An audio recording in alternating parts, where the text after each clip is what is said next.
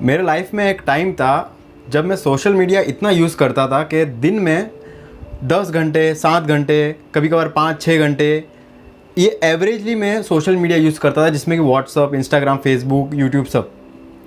ये मैंने एक ऐप डाउनलोड किया था ट्रैक करने के लिए, तब मुझे पता चला। मुझे खुद पे बहुत गिल्टी फील होता था कि क्यों मैं इतना यूज़ कर रहा हूँ, लेकिन रोक ही नहीं पाता था। पता नहीं ये हैबिट कैसे हुई मेरे साथ। इस हैबिट के वजह से जब भी मेरे एग्ज़ाम्स आते थे, चार्टर्ड अकाउंटेंसी सीए फाइनल के, सीए फाइनल में मैं अभी आया हूँ, यानी कि सीए इंटर के एग्ज़ाम आते थे। एग्ज़ाम के पहले मेरे से पढ़ाई नहीं होती थी, पता नहीं क्या होता था, लेकिन पढ़ाई करने का मन नहीं करता था और मैं टोटली डिस्ट्रैक्टेड था। इस टाइम यानी कि जो नवंबर में सीए का अटेम्प्ट हुआ, जिसमें कि मैं पास हो गया हूँ, ऑफिस में ये हमारे जो कॉन्फ्रेंस रूम है वहाँ पे मैं लिटरली रो रहा था, बहुत उदास बैठा था। एग्ज़ाम के 10 दिन पहले की बात है, 10 या 12 दिन पहले की बात है। रात के 9:30 बजे जब सर जा रहे थे, ऑफिस से घर पे जा रहे थे, मेरे सर ने मुझे पूछा कि क्या हुआ। तो मैंने उनको मेरी प्रॉब्लम बताई कि मेरे से फोकस नहीं हो पाता किसी चीज़ पे, मैं अटेंशन मेरे साथ होता ही नहीं है, मतलब कोई भी चीज़ पे मैं एक साथ बैठ नहीं सकता बहुत टाइम तक। सर ने मुझे बाहर बुलाया और हम होटल में गए। करीबन ये 9:30 से रात को 12 बज गए थे उस टाइम। 2 घंटे तक सर के साथ मैंने बैठ के बातें की।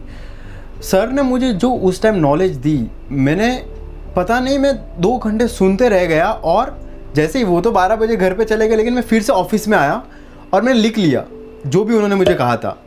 मैं ये सब स्क्रीनशॉट दे दूंगा या फिर मैं कोई वीडियो रिकॉर्डिंग अभी मैं बता दूंगा, वीडियो के एंड में रख दूंगा।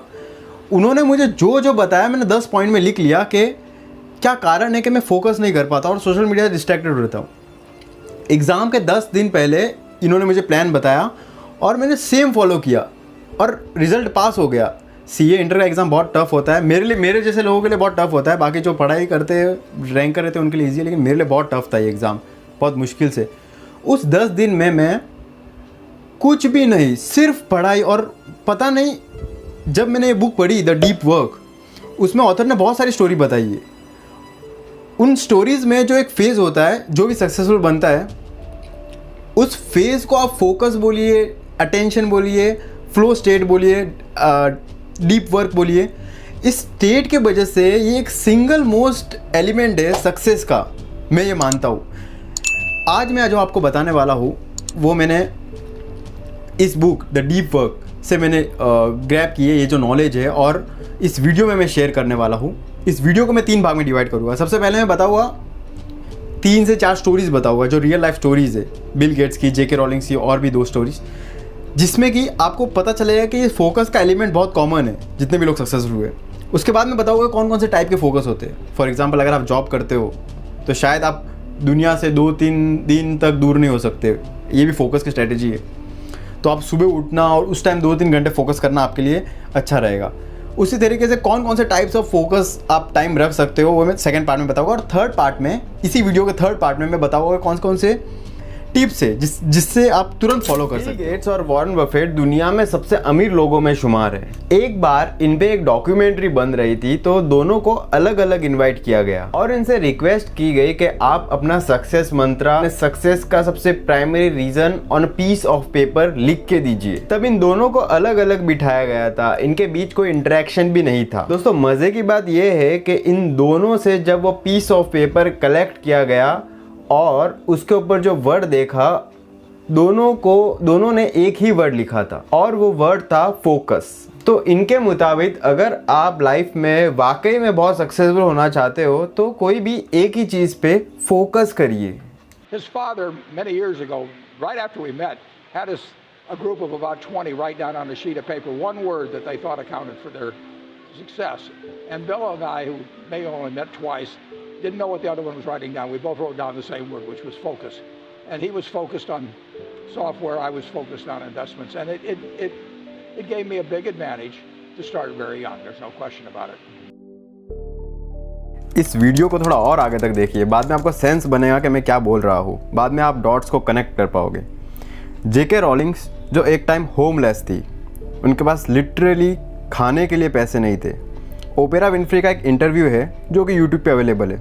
उस इंटरव्यू में जेके रॉलिंग्स ने ये कहा था कि उनके पास हैंड टू माउथ ऐसा वर्ड यूज़ किया था, हैंड टू माउथ, खाना खाने के लिए पैसे थे बस इतने ही। उनका हस्बैंड के साथ उनका डाइवोर्स हो चुका था, उनकी जो डॉटर है वो उनको संभालनी पड़ती थी। और उसी बीच में जेके रॉलिंग्स ने इतनी स्ट्रगल्स के बाद 2011 में नेटवर्थ जो थी वो $1 बिलियन हो गई थी, यानी कि वर्ल्ड की सबसे रिचेस्ट ऑथर। ये सब कैसे हुआ? कभी आपने सोचा है कि इतनी बड़ी रैक्स टू रिचेस्ट जो स्टोरी है, इसका रीज़न क्या है? देखते हैं इसका रीज़न क्या है। 2007 में जेके रॉलिंग्स की जो फाइनल बुक है द डेथ हैलोवीन, इस बुक को लिखते टाइम बहुत प्रेशर था।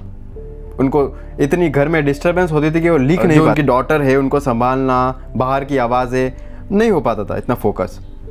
जबकि उनके पास इतना पैसे नहीं थे, लेकिन तभी भी जेके रॉलिंग्स ने एक होटल बुक की, होटल बेलमोरल। इस होटल में जाके जेके रॉलिंग्स को बस एक ही दिन जाना था कि वो फर्स्ट डे जाके वो लिख पाएगी, वो देखना था उसे कि उधर फोकस होता है। पहले दिन के बाद जेके रॉलिंग्स को इतना अच्छा लगा उस सेशन को, उस डीप वर्क को उसने इतना एंजॉय किया कि लगातार 6 महीने तक जेके रॉलिंग्स उस होटल में थी, लगातार।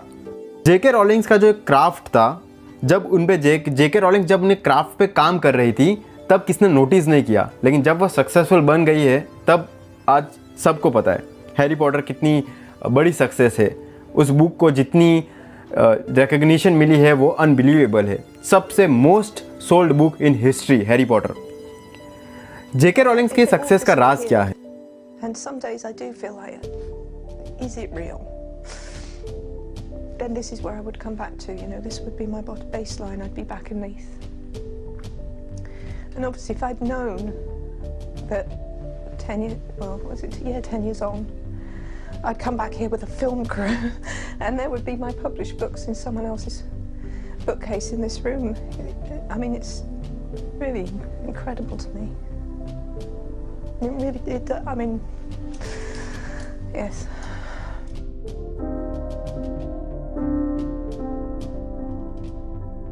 Because it's such a well-worn part of my story now, it's a big yawn to hear how I wrote it, as though it was all some sort of publicity stunt I did for a year. But it was my life, and it was very hard. And I didn't know there was going to be this fairy tale resolution. And I'm coming back here is just full of ghosts. अभी और 2 story सुनिए और उसके बाद मैं आपको बताता हूँ कि कैसे मैं इन डॉट्स को कनेक्ट करता हूँ, जैसे कि स्टीव जॉब्स कहते हैं। वॉल्टर आइजैक्सन एक बहुत बड़े ऑथर है। इन्होंने अपनी एक बुक में द इनोवेटर्स, इसमें उन्होंने बताया कि कैसे टेक्नोलॉजी का ट्रांसफॉर्मेशन हुआ 80s से लेके 2000 तक, कैसे टेक्नोलॉजी और इंटरनेट में बूम आया और कैसे बदली। इसमें स्टीव जॉब्स से लेकर बिल गेट्स और सबकी स्टोरी बताई है उन्होंने। उसमें बिल गेट्स के लिए उन्होंने क्या कहा था, Bill Gates work so intensely he even collapse into sleep on keyboard in the middle of writing line of code. In fact उन्होंने ये भी कहा है कि बिल गेट्स और उनके पार्टनर मिस्टर पॉल, जिन्होंने साथ में स्टार्ट किया था माइक्रोसॉफ्ट, उन दोनों के बीच में एक ही चीज़ अनकॉमन थी, वो था focus, the level of focus जो अपने काम में वो डालते थे। बिल गेट्स बहुत ही फोकस थे। 8 हफ्ते लिए थे उन्होंने माइक्रोसॉफ्ट की कोडिंग के लिए, इतनी इंटेंसली उन्होंने काम किया था कि वो इनफैक्ट शूज़ निकालने के लिए वो बोलते थे टाइम नहीं है, सॉक्स पे ही सो जाते थे, कीबोर्ड पे ही सो जाते थे। इस लेवल की इंटेंसिटी इनकी फोकस थी।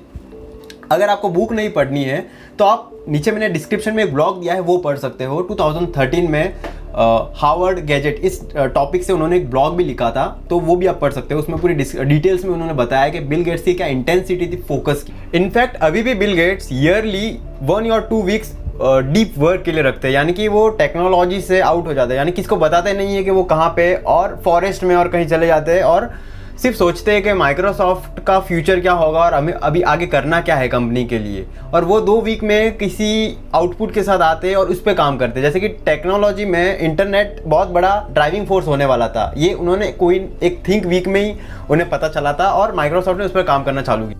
पीटर शंकमैन एक बहुत बड़े एंटरप्रेन्योर है, सोशल मीडिया एंटरप्रेन्योर है। उन्होंने एक प्रोजेक्ट लिया था जो कि उन्हें एक बुक कंप्लीट करनी थी, 2 वीक में बुक कंप्लीट करनी थी। और उनको पता था कि अगर बुक कंप्लीट करनी है इतने कम टाइम में तो बिना फोकस काम किए नहीं हो पाएगा। तो उनके दिमाग में एक आइडिया आया, तो कौन सी ऐसी जगह है जहाँ पे उनको डिस्टर्बेंस नहीं होगी। ऑब्वियसली वो इंटरनेट पे उनका पूरा काम है, सोशल मीडिया पे, तो वो उनको डिस्टर्बेंस तो बहुत होती रहेगी। तो उन्होंने सोचा कि एक फ़्लाइट बुक की उन्होंने बिजनेस क्लास में जापान से टोक्यो से, और उनको रिटर्न फ़्लाइट, ताकि उनको डिस्टर्बेंस ना हो। कम से कम 12 से 15 घंटे उनको फ़्लाइट में लगे, और $4,000 ये इनकी कॉस्ट थी फ़्लाइट की, लेकिन वर्थ था। उन्होंने बुक कंप्लीट कर ली और उससे बहुत ज़्यादा कमाया। अभी मैं आपको बताने वाला हूँ कि क्या चीज़ कॉमन है इन सब सक्सेस में, लेकिन बस 2 थियरी मेरी सुन लीजिए, उसके बाद मैं आपको बताऊंगा क्या चीज़ कॉमन है। फ्रीड गैलेगर्स की book the wrapped attention and the focus life, इस बुक में उन्होंने कहा है कि अटेंशन एक ऐसी स्किल है जो एक इंसान को एक in the zone type movement में लेके जाती है, और वही चीज़ मतलब रीज़न होती है उस इंसान की जीनियस की। उन्होंने अपने बुक में ये बताया कि डिस्ट्रैक्शन, सोशल मीडिया की जो डिस्ट्रैक्शन है, ये कितनी ख़राब होने वाली है आने वाले टाइम में, और जब जो टाइम चल रहा है। क्यों? क्योंकि अटेंशन लेना, यानी कि टीवी से, पॉलिटिशियन से हमारा अटेंशन लेते हैं किसी ना किसी तरीके से। ये इंडस्ट्री न्यू नहीं है, ये बहुत टाइम से चली आ रही है, ये बहुत पुराना कल्चर है, और अटेंशन ग्रैबिंग इंडस्ट्री न्यू नहीं है। लेकिन ये इंडस्ट्री का अभी कुछ अलग है, ये इंडस्ट्री पहले जैसी नहीं है। मैं आपको बता दूं, ऐसी ऐसी टेक्नोलॉजीज आ गई है जिससे कि ह्यूमन ब्रेन से ज़्यादा डेवलप्ड ब्रेन काम कर रहा है, हमें डिस्ट्रैक्शन की ओर लेके जाना है। मैं आपको बताता हूँ कुछ टेक्नोलॉजी से, जैसे कि EEG, PET या फिर फंक्शनल मैग्नेटिक रिसोर्स इमेजिंग।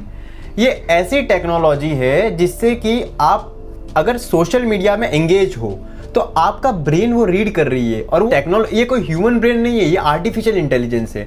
आपको ऐसी ऐसी चीज़ें बताएगी, चाहे वो वीडियो हो, ग्राफिक्स हो या फिर टेक्स्ट हो, ऐसी ऐसी चीज़ें बताएगी जिससे कि आप इतने एंगेज हो जाओगे, आपको पता ही नहीं चलेगा आपका टाइम कहाँ गया है। आप सोचते रह जाओगे कि मैं इतने टाइम सोशल मीडिया पे कैसे बैठ गया। जैसे फॉर एग्जांपल, आप इंस्टाग्राम पे बहुत टाइम तक स्क्रॉल करते जाओगे। क्यों? क्योंकि अगला इमेज आपको क्या पसंद है वो ऑटोमेटिकली वो AI के द्वारा बताने वाला है कि आपको ये इसमें इंटरेस्ट है। आपको भी नहीं पता रहेगा आपका इंटरेस्ट क्या है, वो आपको बता देगा। ऐसी डेवलप टेक्नोलॉजी है जो हमारे ह्यूमन ब्रेन को रियल टाइम स्टडी करके हमको बता रही है कि ये देखो, और हम देख लेते हैं। तो ये पहले जैसा टाइम नहीं है, अभी फोकस करना बहुत ही रेयर स्किल है। फ्लो इस बुक में बताया गया है कि फ्लो एक ऐसा स्टेट है, जैसे कि रैप्ट इस बुक में कहा है कि इन द जोन मूवमेंट, वैसे ही फ्लो भी एक मूवमेंट है जहाँ पर हर एक top level athlete, top level जो बिजनेसमैन है, जो अपने लेवल में सबसे ऊपर है, वो इस फेज से होके निकलता है। और यही हैप्पीनेस का सबसे हम सोचते हैं कि हैप्पीनेस कहाँ से मिलेगी, हैप्पीनेस वैकेशन से जाने के मिलेगी। नहीं, हैप्पीनेस जब मिलती है जब अपने काम को डीपली आप करते हो और एक खो जाते हो, आपको टाइम का पता ही नहीं चलता और अपने जोन में होते हो। भले ही वो आप अपने हॉबी कर रहे हो, बुक रीड कर रहे हो या कोई भी काम हो, तो इस स्टेट को फ्लो का है। तो अभी मैं कंक्लूजन पे आता हूँ। मैंने पहले मेरी स्टोरी कही थी, मेरी तो कोई सक्सेस नहीं थी, छोटी मोटी सक्सेस थी। बाद में JK रॉलिंग्स, बिल गेट्स और बाद में एंटरप्रेन्योर्स के एग्जांपल दिए, और उसके बाद 2 बुक का रेफरेंस लेके आपको मैंने ये बताया कि कोई इसे अटेंशन कहता है, कोई फ्लो कहता है, कोई डीप वर्क, फोकस, बहुत से नाम है, लेकिन सबका कंक्लूजन यही है कि अगर आप अपने काम को, आप अपने क्राफ्ट को बहुत समय तक फोकस होके काम करोगे इंटेंसली और बहुत टाइम तक और किसी डिस्ट्रैक्शन के बिना, तो ही आप अपने लाइफ को चेंज कर पाओगे ड्रास्टिकली, और ये मतलब टोटली चेंज हो जाएगी। इस बुक में डीप वर्क में ऐसा कहा है ऑथर ने कि ये जो स्किल है डीप वर्क की, ये बहुत रेयर है और वैल्यूएबल है। अब रेयर क्यों है? क्योंकि टेक्नोलॉजी के टाइम में मैं आपको एक सीक्रेट बताता हूँ कि किसी को नहीं पता कि वो कहाँ जा रहे हैं।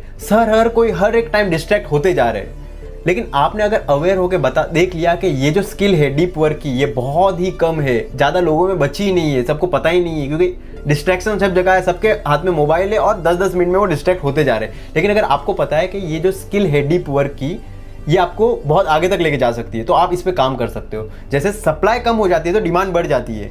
डीप वर्क स्किल की सप्लाई बहुत कम हो गई है, क्योंकि डिस्ट्रैक्शन इतना बढ़ गया है, तो डीप वर्क कोई कर नहीं रहा है आजकल, बहुत कम लोग कर रहे हैं। तो जैसे कम हो गई तो डिमांड बढ़ गई। अभी जो भी आप आपके क्राफ्ट पे काम करोगे तो इसकी, और डीप वर्क के साथ काम करोगे तो इसकी वैल्यू बहुत है। ऑथर ने कहा है कि deep work is rare and valuable. Valuable क्यों है मैंने आपको बता दिया है। ऑथर ने बहुत ये भी कहा है कि आने वाले इकोनॉमी में 3 टाइप के लोग सर्वाइव करेंगे।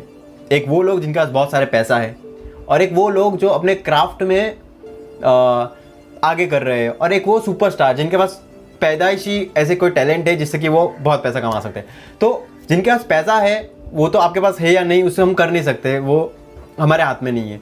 जिनके पास टैलेंट है वो भी हमारे शायद हाथ में नहीं है, लेकिन अपने क्राफ्ट को आप आगे कर सकते हो, वो आपके पास टैलेंट है, वो आप डीप वर्क से ही कर सकते हो। आज के डेट में मुझे कोई वीडियोग्राफर चाहिए मेरे वीडियो एडिट करने का, या फिर मुझे कोई राइटर चाहिए स्क्रिप्ट लिखने के लिए, तो मैं आजू बाजू नहीं देखूंगा, मैं नेट पे सर्च करूंगा कि सबसे अच्छा कौन है और कम रेट में प्रोवाइड कर रहा है। तो आपका कंपटीशन आज अपने जोग्राफिकल एरिया में नहीं है, ओवर वर्ल्ड है। मतलब कंपटीशन बहुत बढ़ चुका है। अगर इस टाइम पे कोई डीप वर्क नहीं करता तो आगे आने वाले टाइम में सर्वाइव करना बहुत मुश्किल हो जाएगा। अभी तक मैंने आपको प्रूफ्स के साथ बता दिया है कि आपके लाइफ में डीप वर्क प्रैक्टिस इंप्लीमेंट करना कितना इंपॉर्टेंट है। अभी मैं आपको ये बताऊंगा कैसे करते हैं, लेकिन उसके पहले मैं आपको बता दूं कि टाइप्स ऑफ डीप वर्क, कितने टाइप के डीप वर्क होते हैं। फॉर एग्जाम्पल, अगर आप जॉब करते हो, आपको प्लानिंग पसंद नहीं है, तो आप अपने टाइप के हिसाब से कौन सा फॉलो करना है आप चूज़ कर सकते हैं। मैं आपको 5 स्ट्रेटेजी बताने वाला हूँ, उस हिसाब से उसमें से कोई भी एक चूज़ करके आप इंप्लीमेंट कर सकते हो। मोनास्टिक फिलोसॉफी, उसमें ये होता है कि आप दुनिया से टोटली डिस्कनेक्ट हो जाते हो, टोटली कुछ भी नहीं, आपका मेल तक भी नहीं होता, और सिर्फ अपना क्राफ्ट, अपना वर्क दुनिया में डालते हो। ये फिलोसॉफी फॉलो करने के लिए आपको टोटली डिस्कनेक्ट होना पड़ेगा, जो कि जनरली कोई होगा नहीं, और ये फिलोसॉफी आपके लिए भी नहीं है, मैं सोचता हूँ। क्योंकि जो मोनास्टिक अप्रोच फॉलो करता है उसका बेस्ट एग्जांपल रहेगा नील स्टेफेंसन। अगर आप उनके वेबसाइट पे जाओगे और वेबसाइट में कॉन्टेक्ट पेज पे जाओगे तो वहाँ पे लिखा है कि एक ऐसे लिखा है उन्होंने कि why I am a bad correspondent और why I am a socio media path. उसमें उन्होंने ये लिखा है कि वो लिटरली बहुत कम यूज़ करते हैं। कभी कभार लास्ट ईयर उन्होंने ट्विटर यूज़ किया था, फेसबुक यूज़ किया था। अगर आप उनको कोई मैसेज करोगे तो ये मत सोचना उनका रिप्लाई आएगा, अगर रिप्लाई आ भी गया तो वो गलत भी हो सकता है, क्योंकि उन्होंने उनके वेबसाइट पे क्लियरली लिखा है कि वो अच्छे नहीं है रिप्लाई में, इसलिए उनको कोई ज़्यादा मैसेज भी नहीं करता होगा। लेकिन वो अपने लाइफ में बहुत सक्सेसफुल है, इनकी बहुत सी बुक्स है। अगर आप अमेरिका के टॉप राइटर्स में जाओगे तो इनका नाम भी आएगा। लेकिन ये दुनिया से थोड़े डिस्कनेक्ट है और बहुत कम आते हैं सोशल मीडिया पे, जबकि इनका नाम बहुत है। दूसरी है bimodal philosophy of deep work. सबसे पहले हमने मोनास्टिक अप्रोच की, जिसमें कि आप एकदम अलग हो जाओगे, जो कि ज़्यादा लोग, मैं समझता हूँ कि वो बहुत कम लोग कर सकते हैं, ज़्यादातर लोग नहीं कर सकते। दूसरी और ये bimodal approach of deep work में ये होता है कि आप कुछ दिनों के लिए, 1-2 दिन 3 दिन के लिए आप डिस्कनेक्ट हो जाते हो वर्ल्ड से, और अपने कोई एक ऐसी जगह बना के रखते हो जिसमें आप फोकस कर सकते हो। जैसे ही आप उस प्लेस पे आते हो, अपने काम के अलावा कुछ नहीं, मोबाइल वोबाइल सब दूर। कार्ल जंग अपने टाइम के बहुत बड़े थिंकर थे। He is the founder of analytical psychology. उनकी डीप वर्क की सेशन कुछ ऐसी होती थी कि 3-4 दिन के लिए वो एकदम डिस्कनेक्ट हो जाते थे दुनिया से, और वो चले जाते थे। एक छोटा सा टाउन है बॉलिंजन, वहाँ पे एक लेक के ऊपर उनका एक स्टोन हाउस था, वहाँ पे वो डीप वर्क करते थे। आप फोटोज देख सकते हो उनका स्टोन हाउस का कैसा फोटो। इस फिलोसॉफी में आप थोड़े दिन के लिए चले जाते हो, 3-4 दिन के लिए डिस्कनेक्ट, और वापस नॉर्मल लाइफ में आ जाते हो। ये भी शायद बहुत लोग फॉलो नहीं कर पाए। तीसरी जो फिलोसॉफी है डीप वर्क की, द रिदमिक अप्रोच, ये बहुत जन फॉलो कर सकते हैं, और मैं चाहता हूँ कि आप ये इंप्लीमेंट करो। अगर आप ऊपर वाले 2 नहीं कर सकते, जो कि एक मतलब ड्रास्टिकली आप दुनिया से दूर हो जाते हो, लेकिन रिदमिक अप्रोच और डीप वर्क में ऐसा है कि आप कुछ टाइम रखते हो दिन में, 2-3 घंटे, 1 घंटे, जो भी हो, उसमें आप डीप वर्क करोगे। उसमें आपके पास ना मोबाइल से दूर की, सबसे डिस्कनेक्ट, और सिर्फ अपना काम और आप। ये जनरली मुझे सिमिलर लगती है 5 AM क्लब, जो कि रॉबिन शर्मा की बुक है, जिसमें रॉबिन शर्मा जब सुबह उठते ही 1 घंटा उनका 20 मिनट्स वर्कआउट, 20 मिनट्स जर्नलिंग और 20 मिनट्स स्पिरिचुअल, ऐसा कुछ तो है। उसके बाद 90 मिनट्स डीप वर्क सेशन। मतलब सुबह उठते ही आप अपना शेड्यूल बना सकते हो कि सुबह उठते टाइम ही मैं 2 घंटे मेरे काम को लगाऊंगा। तो ये रिचुअल आप कभी भी बना सकते हो, सुबह रात को, लेकिन उस टाइम पे आपको सिर्फ वही काम करना है। ये बहुत आइडियल फिलोसॉफी है, मैं चाहता हूँ आप फॉलो करो। उसके बाद journalistic philosophy of deep work. इसमें क्या होता है कि बहुत से लोगों को प्लानिंग करना पसंद नहीं है। जैसे मेरी एक फ्रेंड है जो कि अपना क्राफ्ट बहुत अच्छे से करती है, वो मतलब बहुत सक्सेसफुल है उसके लाइफ में, लेकिन वो शेड्यूल नहीं करती है, वो प्लान करके नहीं करती है। उसे जैसे भी टाइम मिलता है वो अपना काम चालू कर देती है, जो भी उसे करना है। इसमें ये होता है कि जैसे कि आपको आधा घंटा मिला है, कोई फ्री टाइम मिला है, उसमें आप अपना काम चालू करोगे, जो आपको करना है, जिससे ऐसा काम जो आपको आपके लाइफ में बहुत आगे तक लेके जा सकता है, वो काम आप जैसे टाइम मिला वो करते हैं। लेकिन मेरे साथ ऐसा नहीं है, मैं सब चीज़ प्लान होकर ही करता हूँ। मेरे को अगर टाइम मिला तो मैं वो फ्री टाइम में बराबर यूटिलाइज नहीं कर पाता हूँ। बहुत लोग करते हैं, बहुत लोग जैसे टाइम मिला वो काम करते हैं और वो प्लान नहीं बनाते, वो भी अपने लाइफ में बहुत सक्सेसफुल है। डीप वर्क करते हैं लेकिन प्लानिंग से नहीं करते। ये भी फिलोसॉफी आप कर सकते हो अगर आपका माइंड प्लानिंग वैसा नहीं। कुछ टिप्स जो कि आप ये सब करते टाइम फॉलो कर सकते हैं, कुछ रिचुअल्स आप कर सकते हो। जैसे आपका डीप वर्क स्टार्ट होता है, आप मोबाइल बंद कर लीजिए, कॉफ़ी पी लीजिए, ऐसी चीज़ें कर लीजिए ताकि आपका माइंड को पता चल जाए कि अभी आपको डीप वर्क करना है 2-3 घंटे, जो भी आपका टाइम रहेगा जिससे आप कंफर्टेबल हो। कम टाइम से शुरुआत करिए और बाद में स्ट्रेच करते जाइए। अभी मैं आपको कुछ टिप्स बताने वाला हूँ जिससे कि आप इंप्लीमेंट कर सकते हो, एक्शनेबल टिप्स है। क्लिफर्ड नास एक बहुत ही famous book the man who lied to his laptop के ऑथर है और स्टैनफोर्ड यूनिवर्सिटी में साइकोलॉजी के प्रोफेसर भी है। इन्होंने बहुत से इंटरेस्टिंग सी स्टडी की है। इन्होंने बताया कि मल्टीटास्किंग 2% लोग से भी कम लोग कर सकते हैं। यानी कि जो हम सोचते हैं कि फ़ोन पे बात करते करते कुछ और काम करना या फिर जो भी मल्टीटास्किंग है, आपको पता है मल्टीटास्किंग करने से आपका ब्रेन ट्रेन हो रहा है कि एक साथ एक काम नहीं करोगे आप, या आप ट्रेनिंग दे रहे हो अपने ब्रेन को। इन्होंने एक ग्रुप ऑफ पीपल को ये कहा था कि आप कमिट करिए कि 20 मिनट के लिए ईमेल यूज़ करिए। सब लोगों ने कहा ईमेल वर्थ नहीं है 20 मिनट यूज़ करने के लिए, 2 मिनट 3 मिनट के लिए ज़्यादा है। लेकिन जब पता चला एक्चुअल में कि लोग वहाँ पे 100 से 200 मिनट सिर्फ ईमेल यूज़ करते हैं, यानी कि 2 से 3 घंटा ईमेल। गलत नहीं है ईमेल यूज़ करना, गलत कहाँ पे आ जाती है कि वो बिट्स में यूज़ करते हैं। 10 मिनट के बाद थोड़ा ईमेल चेक कर लिया, आधे घंटे बाद ईमेल चेक कर लिया, 5-5 मिनट में कुछ सोशल मीडिया का चेक कर लिया, ये गलत है। आप अगर आधे घंटे के लिए सोशल मीडिया यूज़ करते हो तो इसमें कोई गलत नहीं है, लेकिन आप थोड़े देर में कोई नोटिफिकेशन देख ली, ये गलत है। यहाँ पे अटेंशन रेजिड्यू का कॉन्सेप्ट है। एक बार आप किसी चीज़ में इंगेज हो जाते हो फोकस, और बाद में आप दूसरी चीज़ में तुरंत पे जाते हो, तो वहाँ पे आपका जो अटेंशन है उस लेवल तक लाने के लिए फिर से आपको टाइम लगेगा, और आप साइकिल में जा रहे हो और अपने 5-5 मिनट में आप डिस्ट्रैक्ट होते जा रहे हो। अपने ब्रेन को यही ट्रेनिंग दे रहे हो कि एक साथ फोकस नहीं होना है। तो यहाँ पे अटेंशन रेजिड्यू का बहुत ही अच्छा कॉन्सेप्ट इन्होंने कहा है। द मिथ ऑफ मल्टीटास्किंग, इस टॉपिक के ऊपर डिटेल डिबेट हुई थी स्टैनफोर्ड यूनिवर्सिटी में। इसकी पूरी ट्रांसक्रिप्शन मैंने नीचे लिंक में दी है, डिस्क्रिप्शन में दी है, वहाँ पे लिंक पे क्लिक करके आप पढ़ सकते हो। उन्होंने कहा है कि मल्टीटास्किंग अपने ब्रेन पे बहुत नेगेटिव इंपैक्ट लाने वाला है। इनफैक्ट ये कहते हैं कि मल्टीटास्किंग नहीं कर रहे हैं, मल्टी स्विचिंग कर रहे हैं, एक काम से दूसरे काम पे स्विच कर रहे हैं, क्योंकि एक साथ 2 काम हो नहीं सकते, ये हमारा ब्रेन इतना कैपेबल नहीं है। तो मल्टी स्विचिंग के वजह से अपने ब्रेन को ये ट्रेन कर रहे हैं कि फोकस नहीं करना है, बार बार स्विच करते हैं। सो टिप नंबर 1 आपको पता चल गया कि आपको मल्टीटास्किंग करना ही नहीं है। आप मल्टीटास्किंग करोगे तो आपके ब्रेन को आप ये ट्रेन कर रहे हो कि एक साथ फोकस नहीं करना है, बार बार यूट्यूब फेसबुक पे देखना नहीं चाहिए। अगर देखना है तो आप एक ब्लॉक रख लो, उसमें देखना। दूसरी tip productive meditation. Productive meditation यानी कि आप कहीं पे जब वॉकिंग करते हो, या फिर ये बहुत अच्छी टेक्निक है, आप ध्यान से सुनिएगा। आप जब वॉकिंग करते हो या फिर कभी कभार गार्डन में जाते हो, तो किसी एक थॉट को आपके दिमाग में रखिए, किसी एक प्रॉब्लम को, और उसका सोल्यूशन ढूंढने की कोशिश करिए। आपका माइंड जब भी किसी दूसरे थॉट पे जाता है, आप फिर से उस पर लेके लाइए, मतलब एक ही थॉट पे आपको फोकस करना है जब तक आप वॉकिंग कर रहे हो। ट्रस्ट में इससे बहुत अच्छे आइडियाज़ जनरेट होते हैं। अगर आप बैठ के करोगे और प्रोडक्टिव मेडिटेशन करोगे, दोनों में बहुत ज़मीन आसमान का फ़र्क है। मैं ऐसा बहुत बार करता हूँ, क्योंकि यार मेरा ऑफिस और घर बहुत पास में ही है, तो मैं चल के जाता हूँ और उस टाइम में किसी सिंगल प्रॉब्लम पे फोकस करता हूँ, और मैं मतलब बहुत प्रोडक्टिव चीज़ है ये, आप ट्राई करिएगा कभी। Tip number 3, don't take break from distraction, take break from focus. अब इसका मतलब क्या है, देखिए, अगर आप अपना फोकस टाइम शेड्यूल करते हो और अपना डिस्ट्रैक्शन टाइम शेड्यूल करते हो, इसमें ज़मीन आसमान का फ़र्क है। अगर आप फोकस टाइम शेड्यूल करते हो, इसका मतलब बाकी का टाइम आपने शेड्यूल नहीं किया, इसका मतलब बाकी का टाइम आप डिस्ट्रैक्टेड हो सकते हो। तो अगर बाकी का टाइम आप डिस्ट्रैक्टेड रहोगे, सोशल मीडिया पर रहोगे, फिर आप मल्टीटास्किंग के खेल में फंस जाओगे।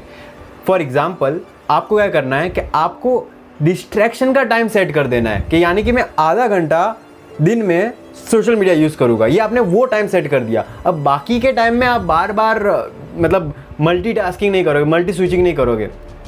अगर आपको बोर्डम भी एम्ब्रेस करना पड़ेगा, क्योंकि अभी ऐसा हो गया है कि अगर आप 5 मिनट के लिए किसी फ्रेंड के लिए रुकते भी हो या फिर किसी लाइन में रुकते हो, तो आपसे सिर्फ 5 मिनट के लिए भी अकेले बोर्डम नहीं हो पाएगा। आप 5 मिनट में लिए भी फेसबुक व्हाट्सअप चालू कर दोगे।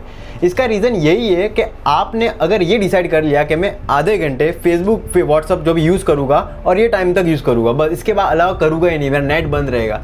तो इससे क्या होगा कि आप बोर्डम को एम्ब्रेस करोगे, यानी कि आपके लाइफ में अब थोड़ा बोर्डम आएगा, वो अच्छा है। मतलब बोर्डम आने से ऐसा नहीं है गलत है, बोर्डम आने से आपका ये रहेगा कि आपका जो ब्रेन है इसको कॉन्स्टेंटली कुछ ना कुछ चाहिए, ये क्रेव करता रह रहा है। तो आपने आदत डाल दी है व्हाट्सअप फेसबुक यूज़ करके, लेकिन अभी इसको बोर्डम की आदत डालोगे तो धीरे धीरे आप फोकस में आपको बहुत हेल्प करने वाला है। मतलब फोकसिंग मसल और स्ट्रांग होगी अगर आप डिस्ट्रैक्शन का टाइम शेड्यूल करोगे, आपको सिर्फ ऐसा नहीं सोचना है कि सिर्फ मैं फोकस का टाइम 2 घंटे शेड्यूल करूंगा। अगर आपने सोच लिया कि मैं 2 घंटे फोकस का टाइम ये शेड्यूल करूंगा और आपने टाइमर सेट कर दिया और जैसे ही 2 घंटे खत्म होते आप खुश हो जाओगे कि मैंने 2 घंटे पढ़ाई कर ली या कोई काम कर लिया, रीडिंग कर ली।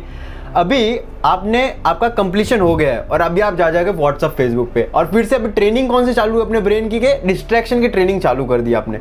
2 घंटे आपने फोकस की ट्रेनिंग की और बाकी के दिन डिस्ट्रैक्शन की ट्रेनिंग की। आखिर में तो आप प्रैक्टिस तो ज़्यादातर डिस्ट्रैक्शन की कर रहे हो, तो आपको शेड्यूल क्या करना है, डिस्ट्रैक्शन वाला टाइम शेड्यूल करना है। फॉर एग्जाम्पल आप 20 मिनट के लिए सोशल मीडिया यूज़ करोगे, आपने शेड्यूल कर दिया, बस बाकी का टाइम आपको फोकस ही करना है। अरे आप बोलोगे कि 2 घंटे से ज़्यादा 1 घंटे से ज़्यादा मैं फोकस नहीं कर रहा हूँ, अच्छी बात है और हो भी नहीं जाएगा, इतना फोकस हो भी नहीं।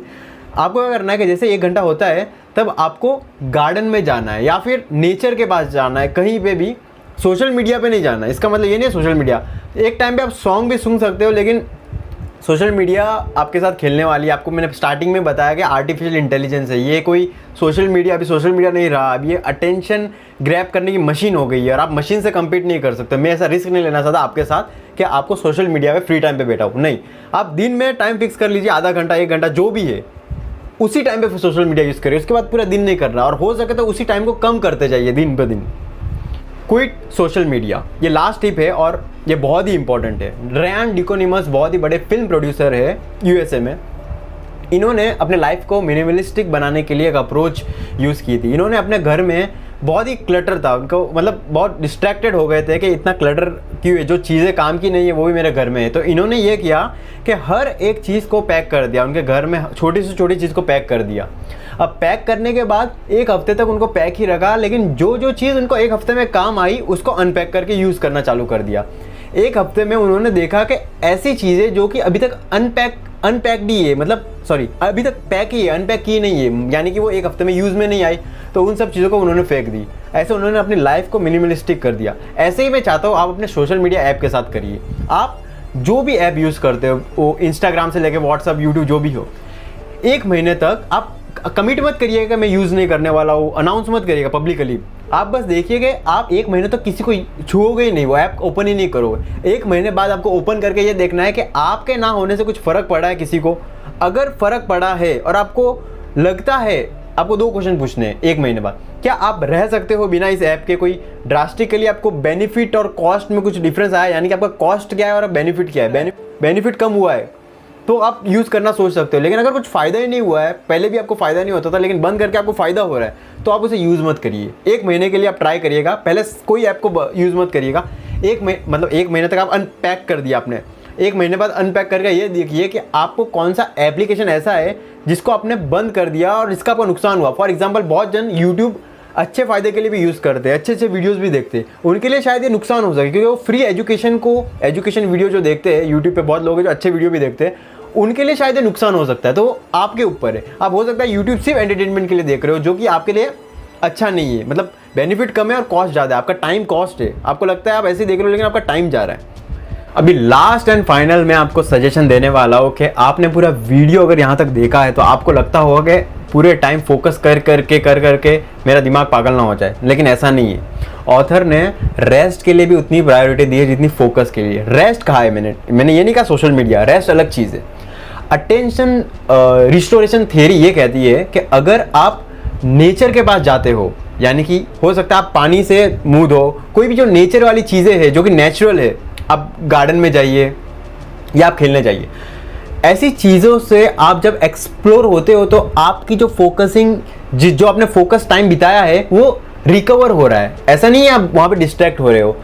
हमारे prime minister Narendra Modi sir का बहुत ही अच्छा लेक्चर था स्टूडेंट्स के लिए दिया था उन्होंने। उसमें से उतनी सी क्लिप मैं आपको इस वीडियो के एंड में बताने वाला हूँ कि डी फोकसिंग भी बहुत इंपॉर्टेंट है। फोकस जितनी ही इंपॉर्टेंट डी फोकसिंग स्किल है। मैं सफल हूं अगर ऐसा आप मानते हैं, और सफलता के आपकी मैनेजमेंट की दुनिया में जो भिन्न भिन्न प्रकार के पैरामीटर्स है, उसका एक प्रमुख पैरामीटर है फोकस एक्टिविटी। अगर आप फोकस एक्टिविटी करते हैं, इधर उधर डिरेल नहीं होते, तो आप सफल होते हैं। तो गुजरात में मैं सफल हुआ हूं अगर ऐसा आप मानते हैं तो उसका मूल कारण है मेरी फोकस एक्टिविटी। अगर आपको फोकस करना है तो पहले डी फोकस होना सीख लीजिए। सबसे बड़ी समस्या है कि हम डी फोकस करना नहीं जानते। अगर आपको किसी बर्तन में दूध भरना है, एक सीमा तक भर जाएगा, लेकिन जब तक खाली नहीं करोगे तो नया तो आएगा नहीं उसमें। आपको अंदर से कुछ खाली करने का सीखना चाहिए। डी फोकस करना बहुत जरूरी होता है। आप देखिए, फोकस करके रहोगे तो आपके चेहरे पर भी तनाव नजर आएगा। आपने देखा होगा, मेरे कुछ साथी मुझे बहुत बार कहते हैं कि मोदी जी, आप जब टीवी में देखते थे गंभीर क्यों दिखते हो? आपकी भी शिकायत होगी ना।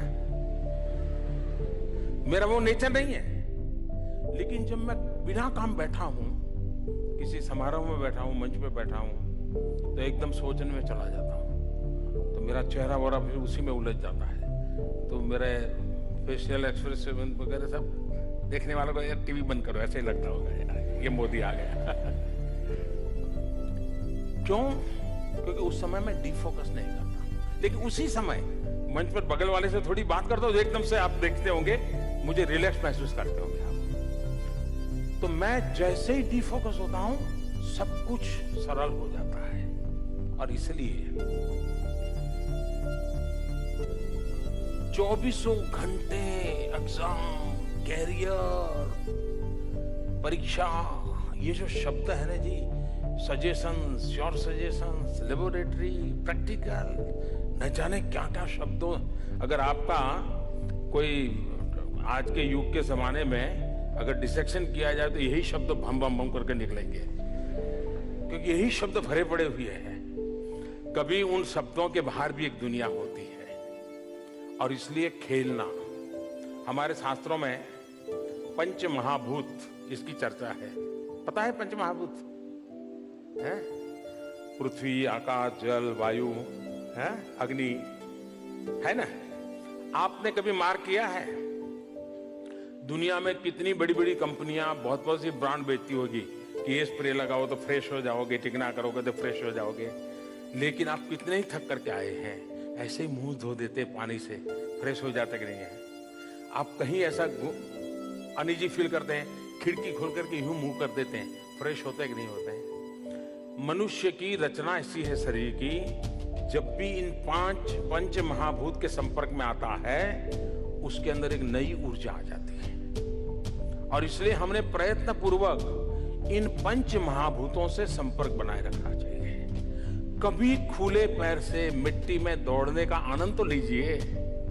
1980s में अटेंशन रिस्टोरेशन थ्योरी के ऊपर बहुत सारी स्टडीज हुई थी कि अगर हम एक्सप्लोर करते हैं हमारा टाइम नेचर में, तो हमारा कंसंट्रेशन अलग ही लेवल पे आ जाता है। कभी आप भी देखना कि जब आप गार्डन में जाते हो या फिर कहीं पे भी जहाँ पे पेड़ पौधे नेचर के जैसा माहौल है, और उसके बाद फिर से अपने काम पे आइए, आपका फोकस अलग ही लेवल का रहेगा। तो डीफोकसिंग भी उतना ही इंपॉर्टेंट है फोकसिंग जितना। तो इस वीडियो को मैं समराइज करता हूँ। सबसे पहले मैंने आपको वाई ढूंढा है कि आपको क्यों फोकस करना चाहिए, क्योंकि आपको सक्सेसफुल बनना है। उसके बाद मैंने टाइप्स ऑफ फोकस बताए, कौन कौन से टाइप्स ऑफ फोकस होते हैं। उसके बाद मैंने कुछ टेक्निक्स भी बताई, लेकिन मैं टेक्निक्स को सबसे कम रेलिवेंट मानता हूँ, लेकिन स्टार्टिंग में मुझे वीडियो बताया बहुत इंपॉर्टेंट है, क्योंकि टेक्निक्स आप यूट्यूब पे, फेसबुक कहीं भी मिल जाएगी, लेकिन जब तक आपको पता नहीं चलेगा इंपॉर्टेंस क्या है फोकस की, तब तक आप टेक्निक्स भी 2-3 दिन फॉलो करोगे, उसके बाद फिर से जैसे वैसे हो जाओगे। तो आपको बड़ा वाई चाहिए कि आप क्यों फोकसिंग कर रहे हो। आपको वाई बहुत क्लियर होना बहुत इंपॉर्टेंट है। तो मैं भी जानता हूँ कि ये वीडियो को भी आप देख के फिर से नॉर्मल लाइफ में आ सकते हो, लेकिन आपका वाई अगर स्ट्रांग रहा तो शायद कंटिन्यू रखोगे आप।